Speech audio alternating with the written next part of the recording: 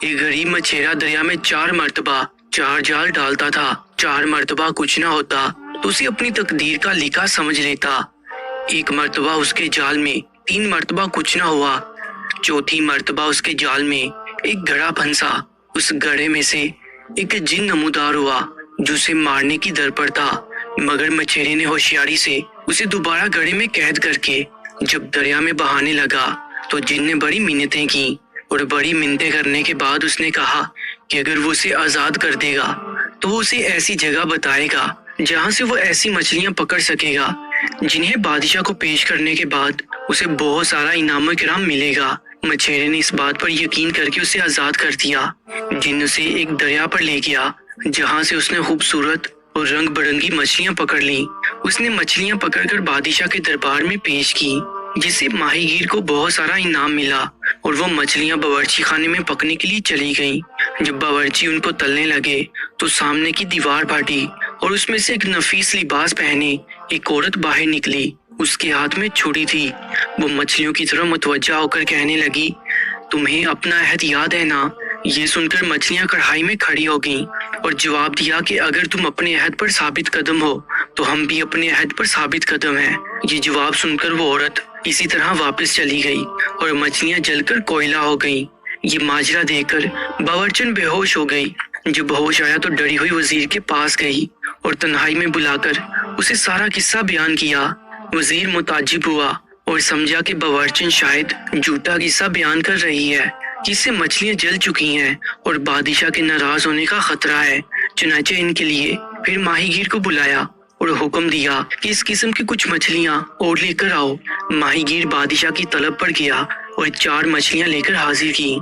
وزیر نے انہیں اپنے سامنے تلنے کا حکم دیا تو باورچن اسی وقت مچھلی کو تلنے لگی۔ جب اس نے مچھلیوں کو الٹایا تو پھر سے وہی واقعہ پیش آیا، تو وزیر نے یہ واقعہ بادشاہ کے حضور میں پیش کیا۔ بادشاہ نے کہا کہ ماہی گیر کو بلا کر لاؤ اور مچھلیاں منگواؤ، میں بھی یہ ماجرا دیکھنا چاہتا ہوں۔ چنانچہ ماہی گیر کو پھر بلایا گیا اور مچھلیاں طلب کی گئیں۔ ماہی گیر نے جال ڈالا اور پھر سے وہی رنگ برنگی مچھلیاں جال میں آئیں اور اسے لے کر بادشاہ کے حضور میں پیش کر دیں۔ تو بادشاہ نے اسے بہت سا انعام و کرام دیا اور اپنے سامنے بنانے کا حکم دیا۔ جو مچھلیاں الٹی تو سامنے دیوار پھٹی۔ اس مرتبہ ایک حبشی مرد چھڑی لیے باہر نکلا اور مچھلیوں سے وہی گفتگو کر کے واپس لوٹ گیا، اور پھر سے مچھلیاں جل کر کوئلہ ہو گئیں۔ بادشاہ نے کہا، جہاں سے یہ مچھلیاں آئی ہیں وہاں ضرور کچھ اسرار ہے، ماہی گیر سے اس جگہ کا حال دریافت کرنا چاہیے۔ چنانچہ اسی وقت ماہی گیر کو پھر طلب کیا گیا اور اس سے پوچھا گیا کہ تم یہ مچھلیاں کہاں سے لاتے ہو؟ ماہی گیر نے پتہ بتا دیا تو سب معتجب ہوئے کہ ہم ہمیشہ یہاں آتے رہتے ہیں، لیکن آج تک یہ تالاب نہیں دیکھا اور نہ ہی اتنی خوبصورت مچھلیاں۔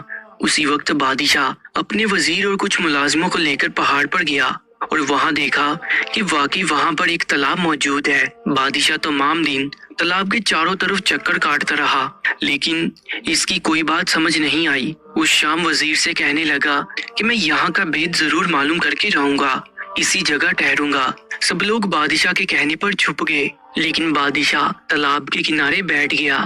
جب خوب اندھیرا ہوا اور کچھ دکھائی نہ دیا تو کچھ فاصلے پر ایک قلعہ نظر آنے لگا۔ بادشاہ کا دل بہت مضبوط تھا تو فوراً اٹھا اور اس طرف چل دیا۔ قلعے کے دروازے پر پہنچا تو کوئی بھی شخص نظر نہیں آیا۔ وہ بلا تکلف اندر چلا گیا۔ یہ قلعہ اندر سے بہت خوبصورت تھا۔ جگہ جگہ باغ تھے، نہریں تھیں، درختوں پر پرندے چہچہا رہے تھے اور ہر قسم کا سامان آرائش موجود تھا۔ وہاں پر ہیرے جواہرات کی بھی کوئی کمی نہ تھی اور کہیں آدم ذات کا نشان تک نہیں تھا۔ بادشاہ حیران و پریشان ہو کر ہر طرف دیکھ رہا تھا اور دل ہی دل میں سوچ رہا تھا کہ یہ جگہ کس قدر تعجب خیز ہے۔ تو ایک نیا اسرار پیدا ہو گیا۔ معاملہ سلجھنے کی بجائے اور پیچیدہ ہوتا ہوا نظر آ رہا تھا۔ وہ بھی انہی باتوں پر غور ہی کر رہا تھا کہ رونے کی آواز اندر سے آئی۔ بادشاہ اسی سمت چل پڑا۔ آگے چل کر دیکھا تو دروازہ کھلا ہوا ہے اور اس میں سے ایک آواز آ رہی ہے۔ بادشاہ نے آہستہ سے پردہ اٹھا کر اندر جھانکا تو دیکھا ایک خوبصورت شکل والا نوجوان تخت پر بیٹھا رو رہا ہے اور دردناک آواز ہے۔ بادشاہ قریب گیا اور سلام کر کے اس نوجوان سے حال دریافت کرنے لگا۔ بادشاہ عرض کرنے لگا کہ براہ کرم اس قلعے اور تالاب کا حال مجھ سے بیان کر دو، مجھ سے کچھ ہمت ہو سکے گی تو میں ہرگز دیر نہیں کروں گا۔ وہ نوجوان رونے لگا اور بولا، یقیناً یہ خداوند کریم کی بڑی مہربانی ہے کہ اس نے آپ کو یہاں بھیجا۔ میں آپ کو اپنا حال سناتا ہوں۔ شاہ محمود جو کہ ایک ملک کا بادشاہ ہے، میں اس کا اکلوتا بیٹا، اور میری شادی چچا کی لڑکی سے ہوئی اور ہم آپس میں محبت کرتے تھے۔ جب میرے والد کا انتقال ہو گیا تو میں تخت نشین ہوا اور ہم دونوں میاں بیوی 5 برس تک عیش و آرام کی زندگی بسر کرتے رہے۔ اس عرصے میں مجھے اپنی بیوی کے متعلق کسی قسم کا شک و شبہ نہیں تھا اور میں ایک دیانت دار اور شریف آدمی کی طرح اس کے کاموں پر اعتماد کرتا رہا۔ چنانچہ ایک روز اتفاقاً ملکہ حمام میں گئی۔ دوپہر کا وقت تھا اور میں سونے کے لیے لیٹ گیا۔ 2 خواتین جو ملکہ کے ساتھ رہتی تھیں مجھے پنکھا جلنے لگی۔ تھوڑی دیر بعد وہ سمجھی میں سو چکا ہوں، حالانکہ میں اس وقت جاگ رہا تھا۔ میں نے آنکھیں بند کر لی۔ وہ آپس میں آہستہ آہستہ باتیں کرنے لگی۔ ایک نے کہا، دیکھو ہمارا بادشاہ اتنا خوبصورت اور جوان ہے، لیکن ملکہ اس کے باوجود ایک ادنا سے حبشی غلام سے لگی ہے اور اس نیک آدمی کو آج تک کوئی علم ہی نہیں ہوا۔ دوسری نے جواب دیا، اس بیچارے کو کس طرح خبر ہو سکتی ہے؟ جب ملکہ اس حبشی سے ملنے جاتی ہے تو اسے بے ہوشی کی دوا پلا دیتی ہے۔ یہ باتیں سن کر میرے ہوش و حواس جاتے رہے اور میرا دماغ خراب ہو گیا۔ وہ آپس میں باتیں کرتی رہی اور میں مصلحتاً سوتا بنا رہا۔ تھوڑی دیر کے بعد میری بیوی حمام سے واپس آ گئی، لیکن میں نے تحقیق سے پہلے اسے کچھ کہنا مناسب نہ سمجھا، اور شام کو سونے کے وقت حسب معمول وہ میرے لیے شراب کا کٹورا لے کر آئی۔ میں سمجھ گیا مجھے اسی طرح بے ہوش کر کے بیوقوف بنایا جاتا ہے۔ میں نے گلاس تو لے لیا، لیکن ملکہ کی آنکھ بچا کر اس کو پینے کی بجائے دوسری طرف گرا دیا اور خود سونے کے بہانے لیٹ گیا۔ جب ملکہ کو یقین ہو گیا کہ میں بے ہوش ہو چکا ہوں تو اس نے بےہودہ لباس پہن لیا اور باہر کی طرف چل نکلی۔ میں پھر بڑی آہستگی سے بستر سے اترا اور اس کے پیچھے چلنے لگا۔ ملکہ یعنی کہ میری بیوی محل سے نکل کر ایک میدان میں آ گئی جہاں ایک حبشی غلام جو کہ غالباً اسی کا انتظار کر رہا تھا، وہ وہاں پہلے سے موجود تھا۔ ملکہ اس کے قریب بیٹھ گئی اور بڑے پیار سے کہنے لگی کہ مجھ سے بات کرو، میں تمہارے لیے اپنی جان تک قربان کر دینے کے لیے تیار ہوں۔ لیکن وہ ملعون خاموش رہا۔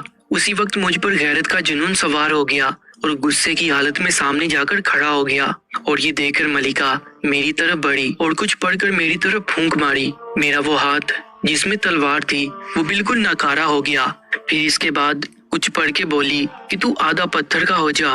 اس وقت میرا نچلا در پتھر کا ہو گیا۔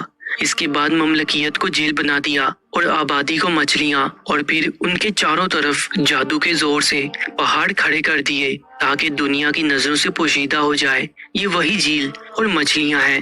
وہ ظالم عورت اب بھی اپنے دوست حبشی غلام کے ساتھ یہیں پر رہتی ہے۔ وہ روزانہ میرے پاس آ کر مجھے 100 کوڑے مارتی ہے، اور حبشی غلام بھی ابھی تک تندرست نہیں ہوا۔ جب وہ نوجوان اپنی مصیبت کی داستان بیان کر چکا تو بادشاہ نے اس کو تسلی دی اور کہا کہ میں ان دونوں سے تمہارا بدلہ لوں گا، تم مجھے صرف ان کی رہائش گاہ کا پتہ بتا دو۔ نوجوان نے بادشاہ کو پتہ بتا دیا۔ بادشاہ انتہائی احتیاط سے اس مقام تک پہنچا، دیکھا کہ ملکہ کا محبوب حبشی آراستہ چھپڑ گھاٹ پر سو رہا تھا۔ بادشاہ دبے پاؤں اندر داخل ہو گیا اور حبشی پر تلوار کا بھرپور وار کیا اور اس کا قصہ تمام کر دیا۔ اس کے بعد حبشی کی لاش دوسرے کمرے میں چھپا دی اور پھر خود کپڑا اوڑھ کر اسی جگہ پر لیٹ گیا۔ پر تھوڑی دیر کے بعد وہ بدکار ملکہ آ گئی اور بڑی محبت اور پیار بڑے انداز سے کہنے لگی کہ مجھ سے ناراض کیوں ہے اور تم مجھ سے بولتے کیوں نہیں؟ میں نے تمہارے انتقام میں تمام سلطنت کو برباد کر ڈالا اور اپنے شوہر کو آدھا پتھر کا بنا دیا، اور تم پر ہاتھ اٹھانے کے جرم میں اب تک 100 کوڑے روزانہ اس کو مارتی ہوں۔ بادشاہ جو حبشی کی جگہ لیٹا ہوا تھا وہ مریض کی طرح بہت آہستہ سے بولا، تم اپنے شوہر کو روزانہ مارتی ہو، مجھے اس کی چیخو پکار سے بہت تکلیف ہوتی ہے۔ میں چاہتا ہوں تم اس کو اس کی اصلی حالت میں لوٹا دو اور ان تمام لوگوں کو اپنے جادو سے نجات دے دو جو مچھلیاں بنے ہوئے اس جھیل میں بیٹھے ہیں، اور اس مملکت کو بھی اصل حالات میں کر دو، کیونکہ یہ سب میرے لیے بد دعا کرتے ہیں، اسی لیے میں صحت یاب نہیں ہو پا رہا۔ ملکہ نے کہا، یہ کوئی بڑی بات نہیں، میں ابھی سب کو ویسے کر دیتی ہوں جیسے وہ پہلے تھے۔ ملکہ نے جادو کا توڑ پڑا اور ہر شے اپنی پہلی والی حالت میں آ گئی، اور وہ نوجوان بھی مصیبت سے آزاد ہو گیا۔ نہ وہ جھیل تھی، نہ وہ پہاڑ بلکہ آباد ملک ہو گیا۔ بادشاہ کی فوج جو اس کے ہمراہ آئی تھی خود بہت دور ہو گئی، کیونکہ یہ علاقہ جادو کی وجہ سے بادشاہ کے ملک کے قریب نظر آتا تھا، حالانکہ اصل میں وہ کافی دور تھا۔ جب ملکہ اس سے فارغ ہوئی تو حبشی غلام کے پاس آئی، کیونکہ وہاں پر بادشاہ لیٹا ہوا تھا۔ وہ یہی سمجھی کہ یہاں پر اس کا محبوب سو رہا ہے۔ وہ اس کے پاس آ کر کہنے لگی کہ میں نے تمہارے حکم کی تعمیل کر دی ہے، خدا کے لیے اب تو منہ کھولو۔ بادشاہ جو کہ حبشی غلام کی جگہ لیٹا ہوا تھا اسے قریب آنے کا اشارہ کیا۔ ملکہ جو ہی اس کے قریب پہنچی تو اس نے تلوار کا ایسا وار کیا کہ اس کا سر کٹ کر دور جا گرا، اور دونوں بادشاہ دارالحکومت کی طرف روانہ ہوئے اور اپنی سلطنت کے قریب پہنچے۔ بادشاہ نے اپنے وزیر کو اطلاع دی، وہاں سب پریشان تھے۔ یہ خبر سن کر سب خوش ہو گئے اور استقبال کر کے بادشاہ کو اپنے ملک میں لے آئے۔ کچھ عرصے کے بعد بادشاہ نے اپنی لڑکی کی شادی اس نوجوان شہزادے سے کر دی اور خود حکومت اس کے سپرد کر کے بیت اللہ کو چلا گیا، اور وہیں پر اس کا انتقال ہو گیا۔